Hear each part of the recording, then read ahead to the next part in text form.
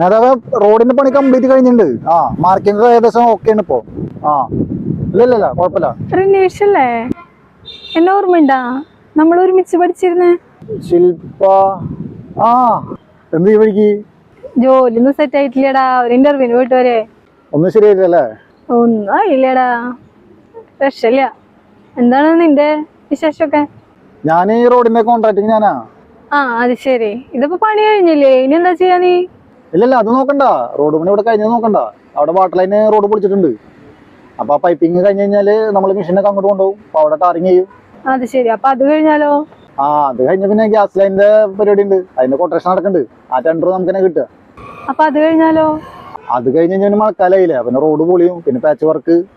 അപ്പൊ അത് കഴിഞ്ഞാലോ? അത് കഴിഞ്ഞ് പിന്നെ സർക്കാർ മാറും. പണി പുറത്തു പോവില്ല. ഇത് നല്ല ലാഭമുള്ള പരിപാടിയല്ലേ? എന്നും ജോലിയാണല്ല. എടാ, എനിക്കൊരു ചാൻസ് തരുമോ?